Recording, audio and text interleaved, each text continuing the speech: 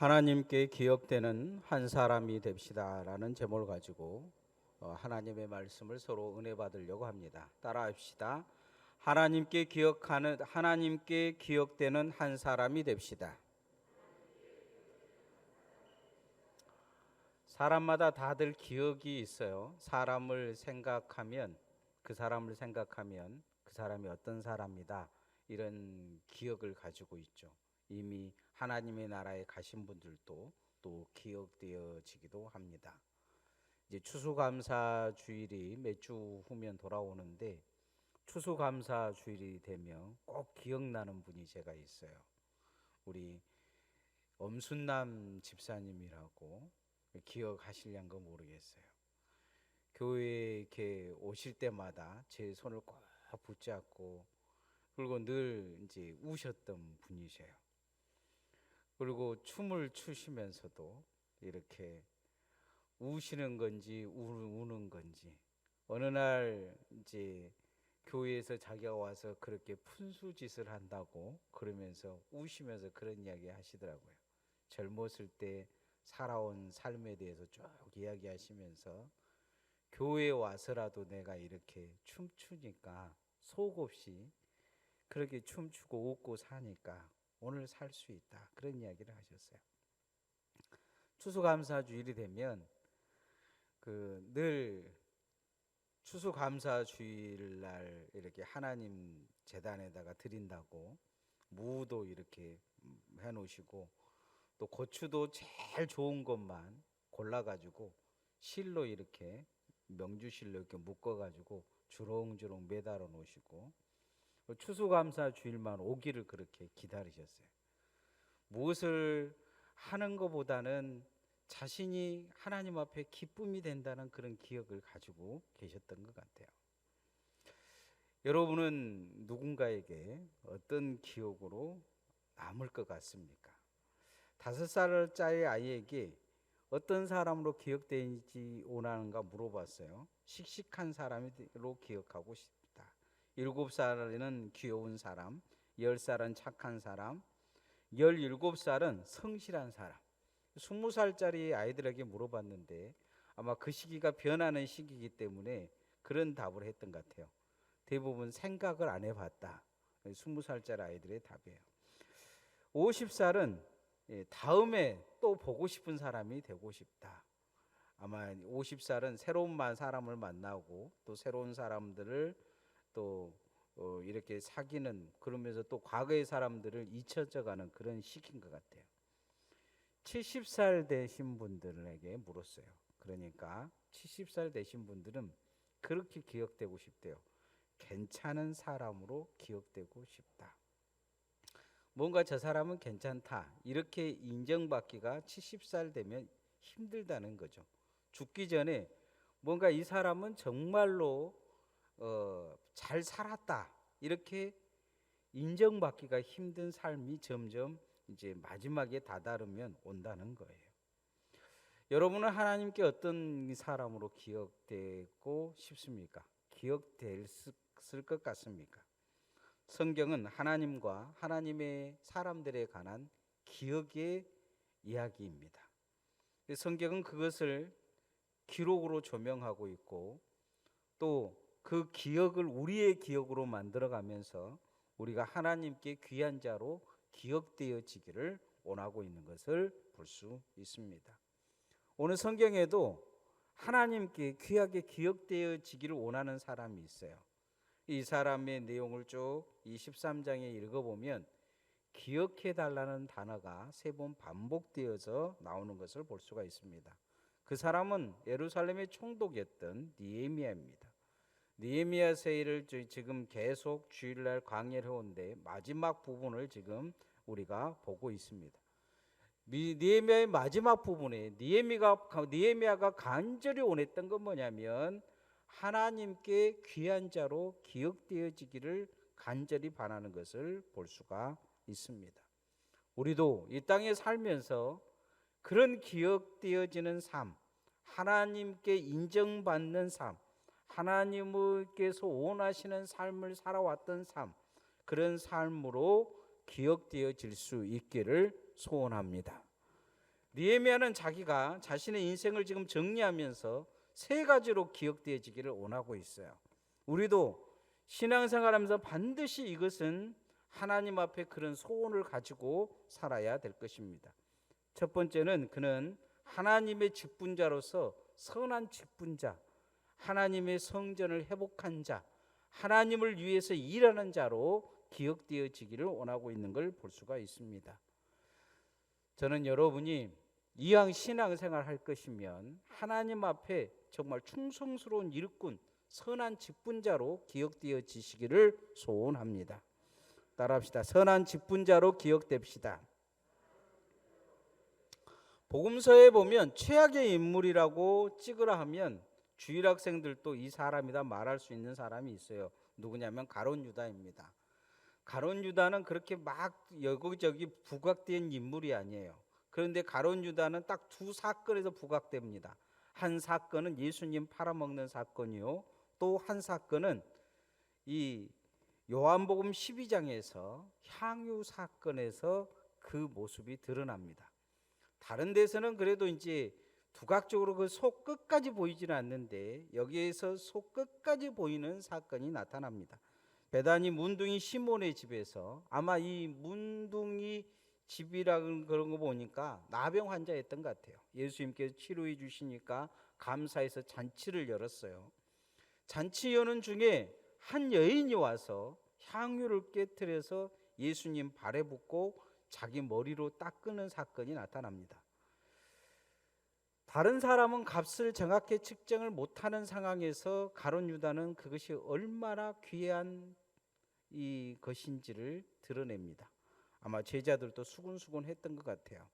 그래서 이 요한이나 다른 사도들이 이 사건을 사복음서에 다 기록하고 있는데, 돈의 가치에 대해서 이야기를 하고 있는데 노동자 1년 동안 벌어야 될 돈이라고 이야기를 하고 있습니다. 이 사건에 가장 분을 내고 화를 내는 사람이 있었어요. 누구냐면 가룟 유다였습니다. 가룟 유다가 그런 이야기를 해요. 이것을 팔아서 가난한 사람들에게 나눠줬으면 정말 좋았을 것이다, 이렇게 큰 소리를 칩니다. 정당한 이야기죠. 왜냐하면 예수님의 발에다가 그 비싼 걸 가져다 부은 것보다 그걸 팔아서 가난한 사람들에게 나눠줬으면 얼마나 좋겠느냐, 그 말이 맞는 것 같아요. 그런데 예수님의 해석은 전혀 다릅니다. 예수님은 이 여인이 정말 잘했다는 거예요. 예수님의 죽음과 십자가를 준비했다는 겁니다. 그리고는 복음서는 그 해석을 뒤에다가 달아줘요. 뭐라고 달아주냐면 가룟 유다는 돈깨를 맡은 사람이요 욕심이 많은 사람이다, 이렇게 답을 달아줍니다. 쉽게 이야기하면 가난한 사람들을 위해 주기보다 자기 욕심 채우려고 하는 욕심이 그 가운데 있었다, 이렇게 이야기합니다. 예수님이 이 사건에 대해서 그렇게 이야기하셔요. 사복음서에 다 기록되어질 것에 대해서 미리 예견하신 것처럼 복음이 전해지는 곳마다 이 여인이 하는 행동이 전해지게 될 것이다, 이렇게 말씀하십니다. 반대적으로 보면 복음이 전해지는 곳마다 가룟 유다의 욕심도 전해질 거라고, 그렇게 기억되어질 거라는 것이죠. 오늘 성경에 보면 느헤미야가 하나님 앞에 기억되어지기를 원하는, 어떻게 기억되어지기를 원하는 삶을 살았는지에 대한 이야기가 1절부터 쭉 나와 있습니다. 앞에 부분은 전혀 읽지는 않았지만 당시에 성전이 성전되지 못했어요. 성전을 그냥 방치해뒀죠. 사람들도 하나님 앞에 성전에 와서 예배도 드리지 않을 뿐만이 아니고 그렇게 11조도 드리지 아니하고 성전을 그냥 방치해놔버리니까 뇌인들이 성전 중심으로 살 수가 없었어요. 다 흩어져 버린 거예요. 나름대로 장사하러 가고 자기 먹고 살기 위해서 흩어져 버린 걸 볼 수가 있어요. 제사장들도 그렇게 하지는 못했어요. 그런데 이 느헤미야가 와서 성전이 성전되게 했다는 거예요. 뇌인들도 세우고 제사장들도 세우고 그들이 먹고 살고 성전에 집중할 수 있도록 최선을 다해서 자기가 도왔다는 거예요. 자기만 도운 게 아니고 주변 사람들도 그렇게 와서 성전이 성전되도록 회복했다, 이렇게 말하고 있어요. 그러면서 느헤미야가 그런 이야기를 해요. 이 선한 일을 내게 맡겨주신 것이 하나님 앞에 정말로 나의 사명이요 소명이다. 이 일을 내게서 빼앗지 마십시오. 이런 이야기를 합니다. 자, 3장 14절. 오늘 아침은 읽지는 않았지만 한번 같이 3장 14절을 찾아서 같이 읽어봅시다. 시작. 내 하나님이여, 이 일로 말미암아 나를 기억하옵소서. 내 하나님의 정과 그 모든 직무를 위하여 내가 행한 선한 일을 도말하지 마옵소서. 13장 14절이에요. 제가 잘못 구절을 외웠는데요. 우리가 하나님 앞에 정말 귀한 것은 뭐냐면 이 느헤미야가 가지는 그런 소원이 우리에게 있었다는 거예요. 있어야 된다는 거예요. 13장 14절에 보면 나를 기억해 달라 그렇게 이야기를 해요. 이 하나님의 정과 모든 직무를 위하여 내가 행한 선한 일을 도말하지 말라. 내가 이 일을 하나님 앞에 정말로 최선을 다해서 하나님의 거룩한 직분이 직분되게 하는 그 일을 내가 맡았다는 거예요. 거룩한 일이 내게 있다는 거예요. 우리도 하나님의 직분을 거룩하게 생각해야 될 줄 믿습니다. 우리가 찬양은 못하지만 찬양하는 사람들이나 또 하나님의 이 사람들을 세워가는 구역장이나 말씀 인도자나 또한 교사들이나 이게 얼마나 귀한 직분인지 모릅니다. 다른 사람을 세워가는 것이죠. 교회를 세워가는 것입니다. 여러분이 주신 하나님의 직분은 여러분 명예를 준 것이 아닙니다. 교회를 세우라고 주신 것입니다. 사람을 세워가라고 주신 것이라는 것을 잊어버리면 안 됩니다. 가끔은 성도들이 교회에서 일꾼 세울 때 일꾼 못 됐다고 시험 들 때가 있어요. 저는 일꾼 못 됐다고 시험 들 것이 아니고 그런 일꾼이 되지 못한 것에 대한 하나님 앞에 그런 부끄러움을 가져야 합니다. 사람들이 세워준 것은 한계가 있어요. 직분 주면 뭐 할 겁니까? 그 직분 받아서 뭐 할 거예요? 여러분, 권사라는 직분은 여러분 교육 반드시 받았을 것인데요. 어떤 직분입니까? 목사를 도와서 성도를 세워가는 직분이에요. 어렵고 힘든 자들을 위해서 기도해주고 권면해주고 찾아가는 직분이에요. 그런데 만약에 성도가 권사가 못됐다고 시험 들어가지고 교회를 나오니 안 나오니, 다른 교회는 권사를 주니 안 주니, 뭐 교회를 순서적으로 오는데 권사를 준 교회가 있는데 우리 교회는 그렇게 안 주니, 그게 어울리냐는 말이냐는 거예요. 그런 생각을 갖는 것을 부끄러워하지 않고 그것을 당연시 여기는 시대와 교회가 오늘날의 교회라면 우리는 이런 시대를 살아가면서 반드시 회개해야 해요. 거룩한 선한 직분자가 되기 위해 우리는 애를 써야 될 줄 믿습니다. 하나님이 내게 주신 직분이 뭔지 정확한 인식을 하고 있어야 돼요. 그것에 대해서 정확히 하나님 앞에 내 자신을 드리려고 애를 써야 됩니다. 느헤미야는 자신이 총독으로 온 목적을 정확히 알고 있었어요. 예루살렘의 성을 회복했습니다. 그것만 다가 아니라는 거예요. 하나님의 성전이 성전되도록, 또 예배가 예배되어지도록, 하나님의 일꾼들이 일꾼 되어지도록 뒤에서 세워가는 일을 한 거예요. 제대로 세웠어요. 제대로 그 일을 딱 하고 나서 하나님 앞에 기도하는 거예요. 하나님, 내가 이 일을 열심히 했습니다. 나를 기억해 주옵소서. 저는 여러분이 직분으로 기억되어진 자보다 그 직분을 감당함을 통해서 그 직분이 이루어진 일을 통해 하나님의 선한 일꾼으로 기억되어질 수 있기를 소원합니다. 그런 하나님의 사람들이 되려고 우리가 애를 써야 돼요. 우리가 살다 보면 잘못하고 힘들고 그 일을까지 다다르지 못할 때도 있어요. 뭐 목사라 그래서 목사 역할을 제대로 하냐? 제가 보기에는 그렇지 않는 것 같아요. 제 자신을 봐도 그래요. 그러나 우리가 그렇다고 해서 그 자리를 내려놓고 그냥 나는 목사 자격이 없으니까 목사 안 할 거야, 그럴 수 있냐는 거예요. 하나님 앞에 그런 사람, 하나님이 원하는 사람, 하나님이 원하는 직분의 위치를 가진 사람이 되기 위해 우리는 최선을 다해야 될 줄 믿습니다. 법궤를 80년간 집안에 모시고 있었던 아비나답의 집은 나중에 이 법궤가 세상 앞에 나오자 저주받아버려요. 80년간 뭔가 자신의 집에 거룩한 것을 가지고 있다고 하면서 하나님 앞에, 세상 사람들 앞에 그렇게 뭔가 자랑하고 선전하고 살았는지 몰라요. 그러나 법궤가 세상 앞에 나오자 그의 손자가 그 법궤가 쓰러지는 것을 막다가 좋은 일 한 거죠. 나쁜 일 한 것도 아니에요.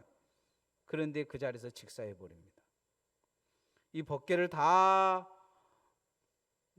무서워서 다 버리고 도망갔는데 오베돔이라는 집 사람들, 어찌 보면 그의 조상들은 믿음이 좋지 않아서 뇌인에도 불구하고 자식들의 이름을 에돔의 제사장의 아들 이렇게 정할 정도로 아주 조상들은 형편없는 믿음이었지만 이 오베돔만큼만은 믿음을 제대로 지켜서 신앙을 가지고 법궤를 자기 집으로 메어 올립니다.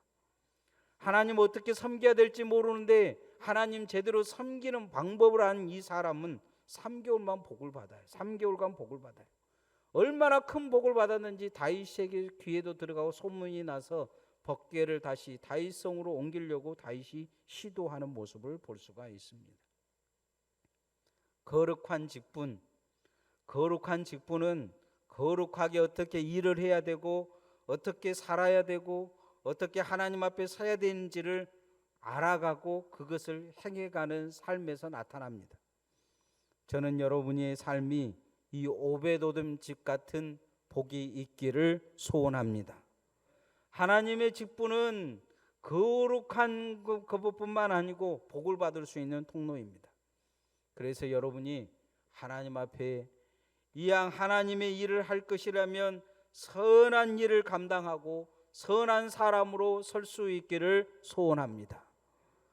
가끔은 이 아주 유명한 이 신앙인들을 보면 주로 그 신앙인들의 특징이 있어요. 그건 뭐냐면 중고등학교 때 하나님 앞에 열심히 했다는 거예요. 그 부모들이 신앙생활도 잘 하지도 않고 자기 혼자 열심히 교회를 다닌 사람들이 많아요. 어린 아이들이라도 하나님 앞에 눈도장이 찍히면 나중에 그 인생을 반드시 하나님이 책임져 주신다는 것을 신앙인의 간증을 통해서 우리는 많이 듣고 또한 보았을 것입니다. 우리의 삶에도 하나님이 반드시 기억하는 사람이 있습니다. 저는 여러분의 삶이 그 직분으로 기억되어질 수 있기를 소원합니다. 두 번째는 이 느헤미야가 원하는 게 뭐냐면 하나님 앞에 경건의 사람으로 기억되기를 원하는 거예요. 우리도 하나님 앞에 경건의 사람으로 기억되어야 될 줄 믿습니다. 따라합시다. 경건의 사람으로 기억되어집시다. 사도행전 1장에서부터 보면 예루살렘 교회가 세워졌는데 다 유대인들만 예수를 믿어요. 그런데 한 가정이 10장에서 갑자기 이방인인데 예수님을 믿기 시작해요. 이 가정이 예수님 믿자 막 예루살렘의 유대인들도 난리를 쳐요. 왜 베드로에게 가서 세례를 줬냐 안 줬냐 그러는데 이 모든 일은 누가 계획하신 것이냐? 하나님이 계획하신 거예요. 그 사람의 이름은 누구냐? 고넬로예요. 하나님이 이 고넬로에게 천사를 보내서 하시는 말씀이 내 구제와 기도를 들었다. 하나님이 그것을 상달하고 기억하신다 말씀하셔요. 고넬로의 삶을 기억하셨다는 거죠. 많은 유대인들이 있고 그렇게 열심히 있는 신앙이 있는데 특별히 고넬로를 기억하셔서 이방인의 첫 가정으로 구원을 받게 하신 것은 그 삶에 경건이 있었기 때문이에요. 하나님은 이방인이라도 그 경건을 기억하신 것을 볼 수가 있습니다. 오늘 느헤미야는 자신이 그 경건한 삶을 살 뿐만 아니고 경건하게 살기 위해서 애를 썼을 뿐만 아니고 하나님의 사람들이 경건하게 살기 위해서 최선의 삶으로 그들을 이끌어 갔다는 거예요. 그러면서 느헤미야가 하는 말이 그거예요. 하나님, 나를 아껴 주옵소서.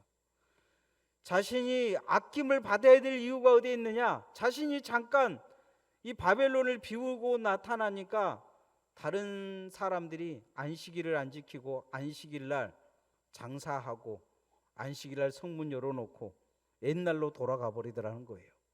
그래서 자신이 돌아와서 그것을 다시 해보겠다 이야기하면서 하나님 나를 아껴주면 하나님의 일이 일 될 것입니다. 이렇게 고백합니다.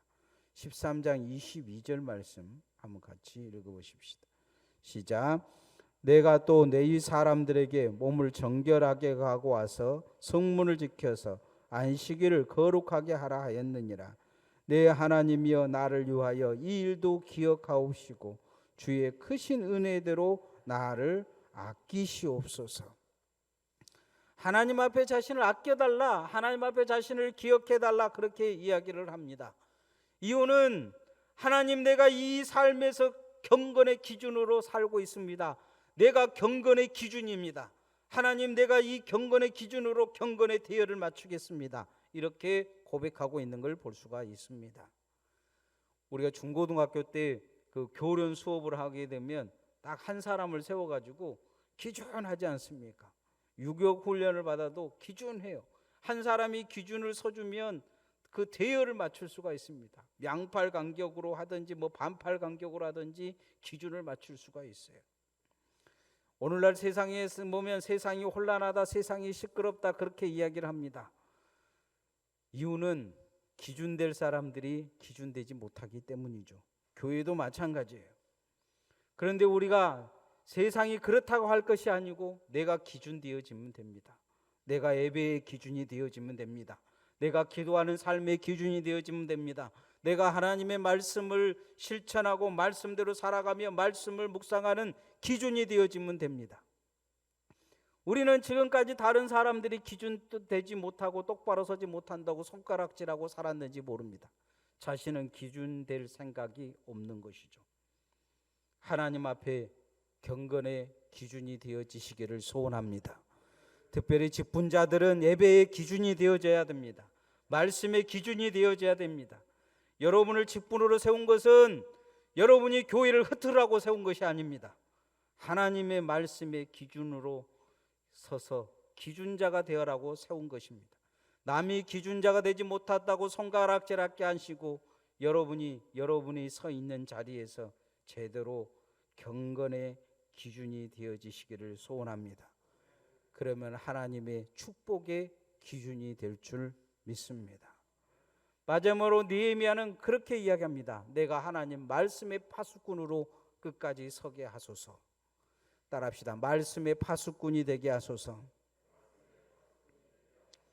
오늘 13장 31절 말씀, 마지막 말씀인데 한번 같이 읽어보십시다.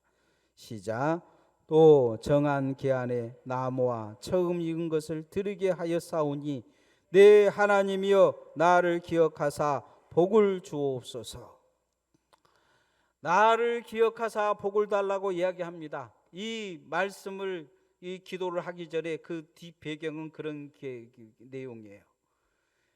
느헤미야가 바벨론에 잠깐 갔다 왔는데 그 전에 느헤미야 중간에 보면 이방인과 결혼하지 않겠다고 약속하고 또 이방인과 결혼한 사람들을 내쫓고 막 그런 모습이 나타납니다.